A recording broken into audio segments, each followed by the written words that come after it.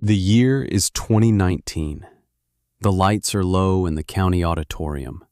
It smells of sawdust and popcorn.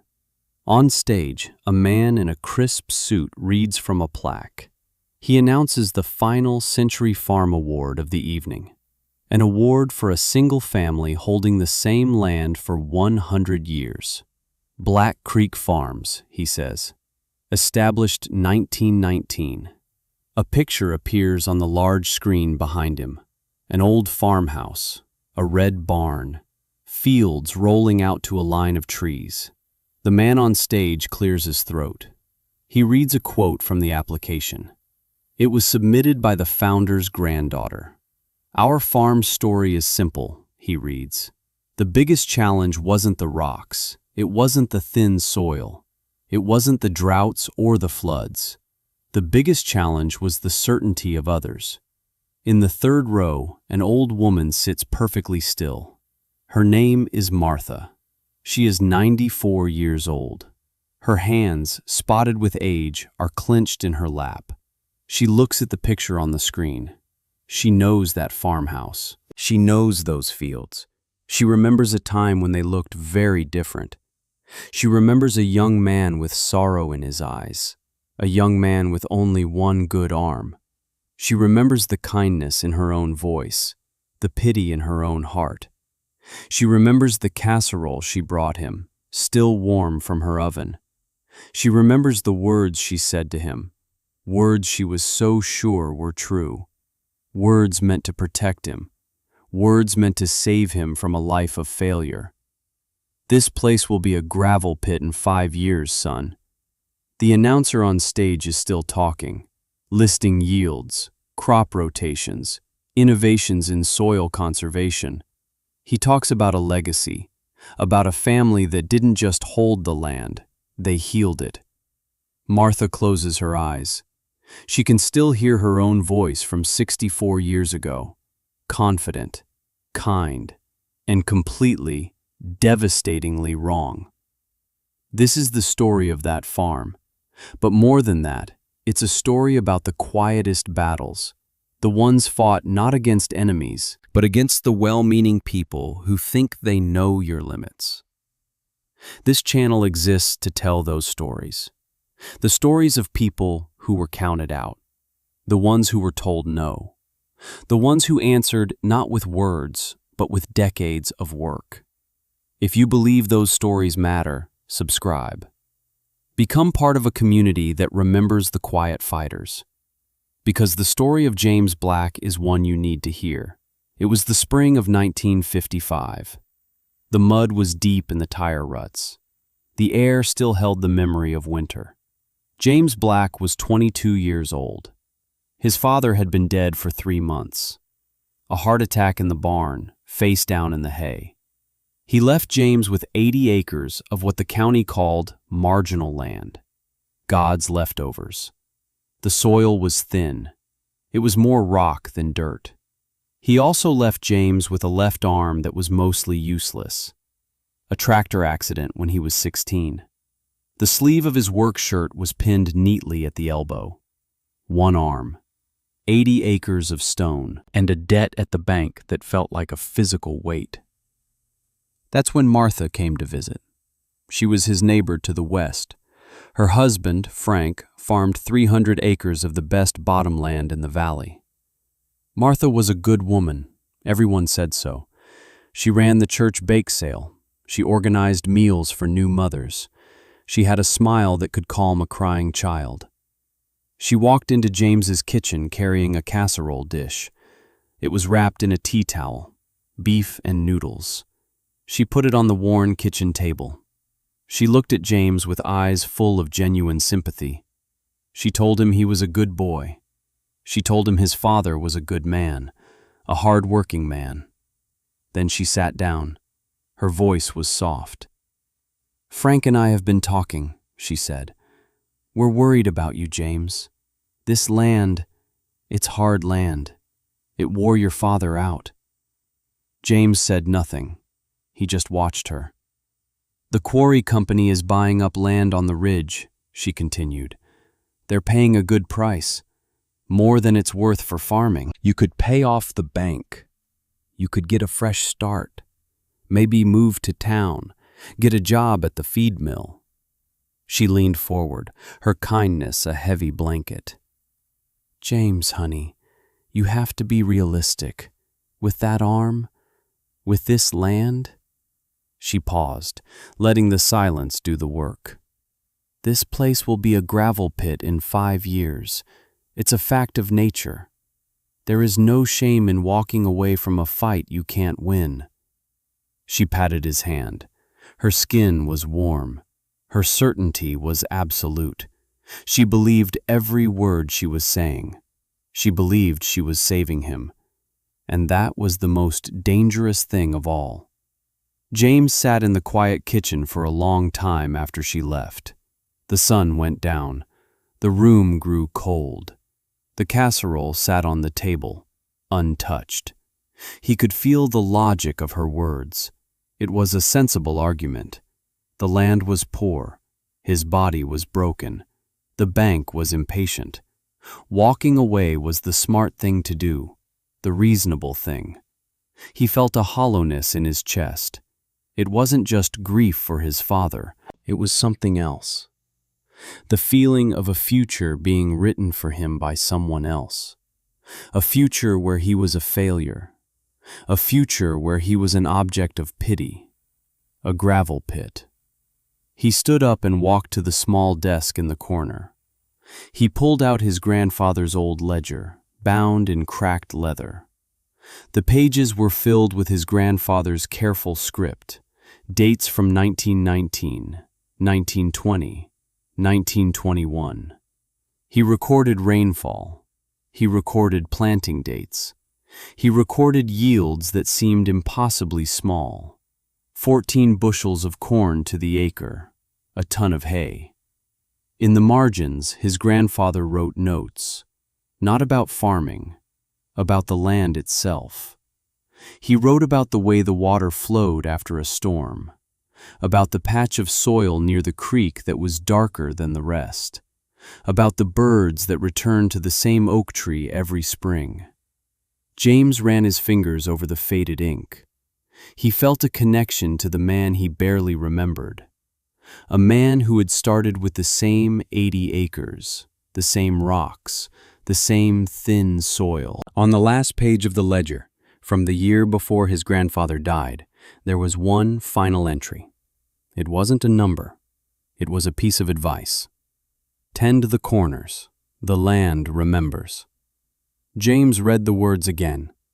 Tend the corners. The places people ignore.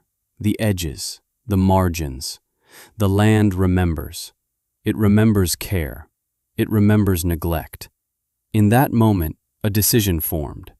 It wasn't a loud, angry decision. It was quiet. It was cold.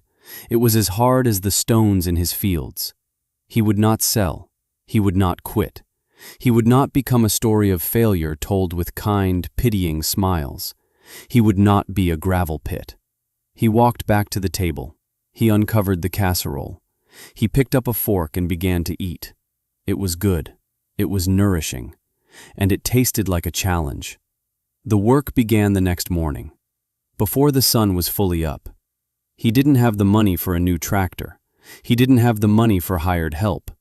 He had his father's old team of mules, Bell and Star. He had a crowbar. He had his one good arm. And he had a stubbornness that was deeper than bedrock. He started in the west field, the rockiest of them all. He couldn't afford dynamite. He couldn't afford a bulldozer. So he built a stone boat. He used thick oak planks from a tree that had fallen in a storm. He bolted them together. He fashioned a hitch for the mules. The process was brutal. He would find a rock, one that was too big for the plow to move. He'd dig around it with a shovel, his boots sinking in the soft spring earth. Then he'd take the crowbar. He'd find a purchase point underneath. He would put all his weight on it, his right arm straining, the muscles in his back screaming. The rock would groan. It would shift. Slowly, painstakingly, he would work it out of the ground. He'd roll it, inch by inch, onto the oak planks of the stone boat. Then he'd click his tongue. Belle and Star would lean into their harnesses, the chains would go taut, and the stone boat would slide across the field, leaving a smooth track in the dirt.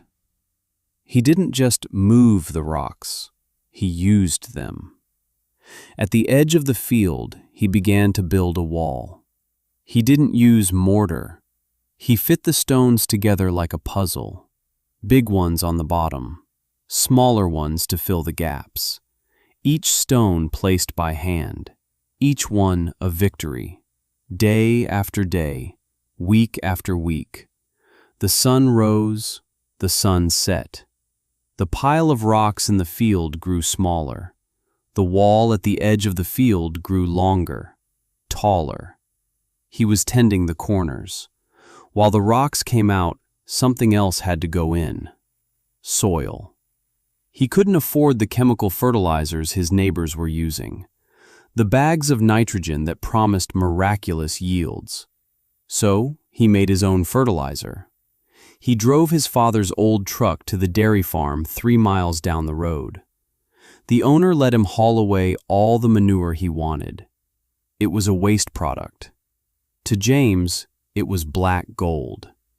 He made a compost pile behind the barn, a massive, steaming mound. He layered the manure with straw, with sawdust he got for free from the local mill, with leaves he raked from the woods. He turned it with a pitchfork, his one good arm aching. The smell was rich and earthy. It was the smell of decay. It was the smell of life. When it was ready, he spread the dark, crumbly compost over the fields where the rocks used to be. He was feeding the soil. He was giving back, because the land remembers. The neighbors watched him. They saw the light in his house on before dawn. They saw him in the fields long after dusk. The community split into 2 camps. The old-timers, the men who had farmed with horses before the war. They would see James with his mules and his stone boat, and they would nod with a quiet respect. "That boy has his grandfather's spine," one of them said at the co-op. "He knows what work is." They remembered clearing their own fields by hand. They understood the slow, hard language of labor. They didn't offer help. That wasn't the way.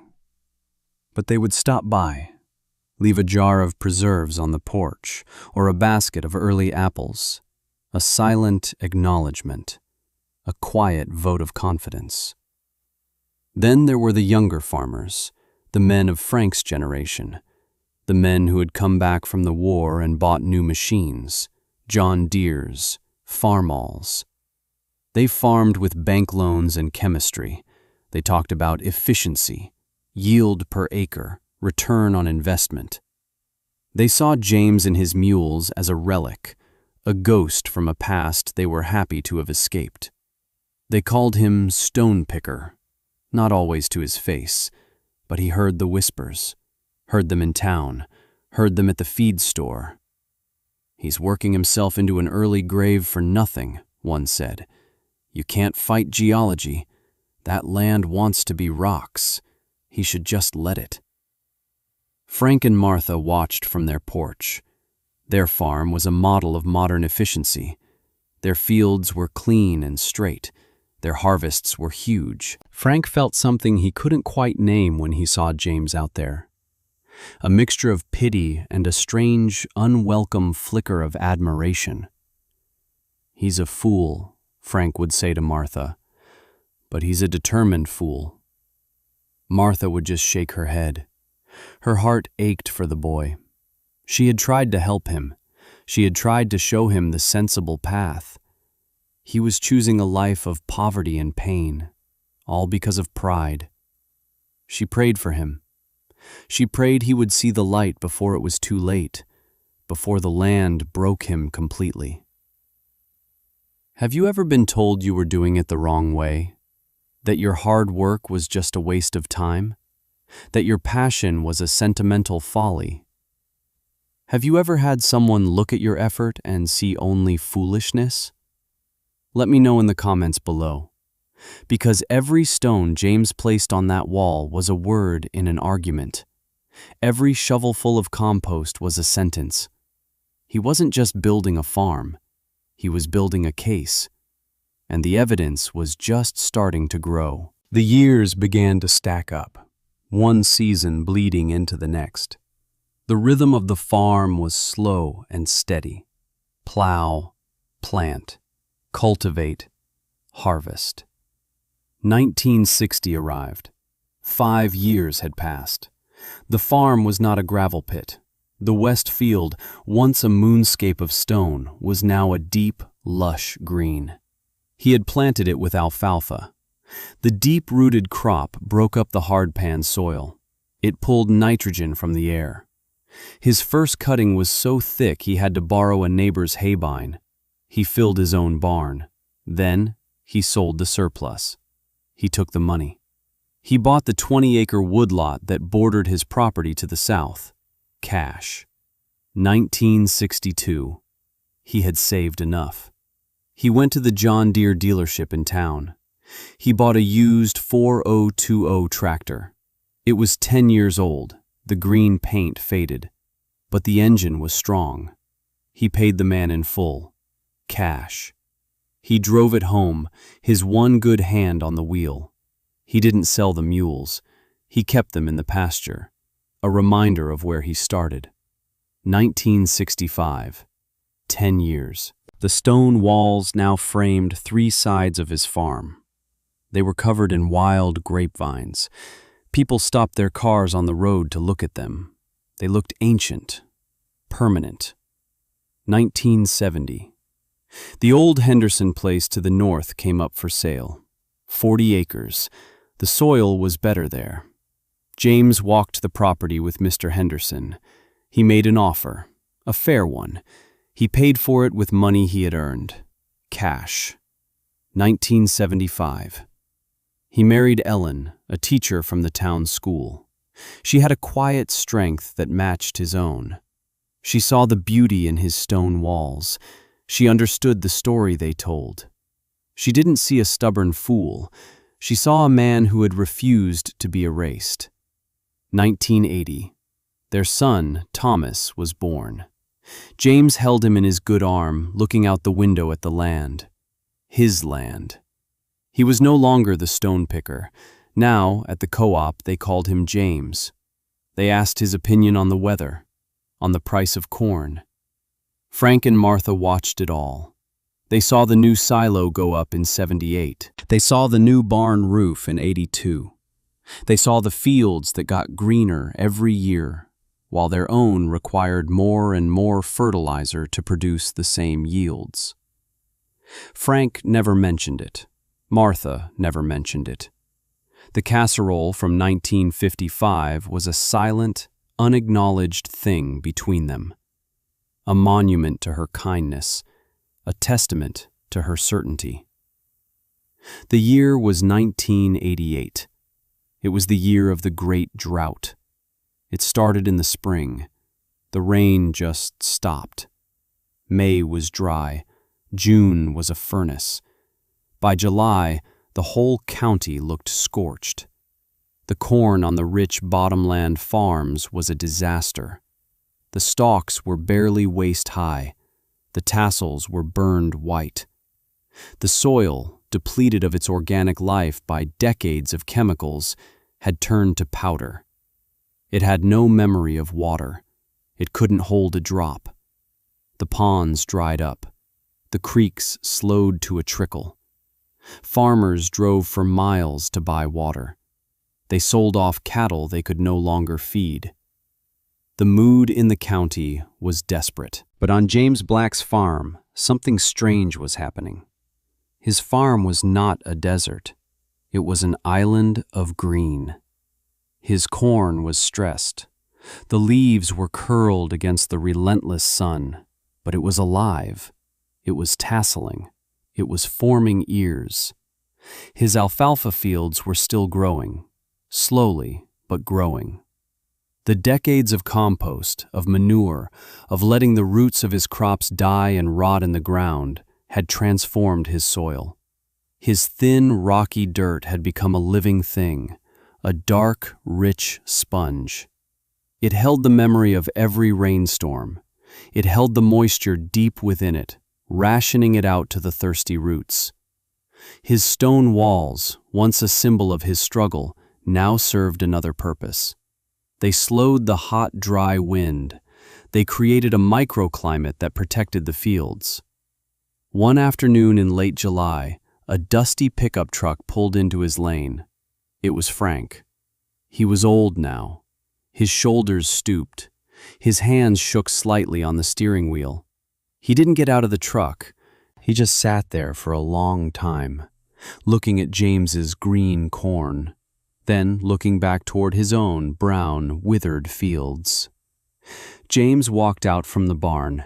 He wiped the sweat from his brow with the back of his hand. He stood by the driver's side window. The two men looked at each other.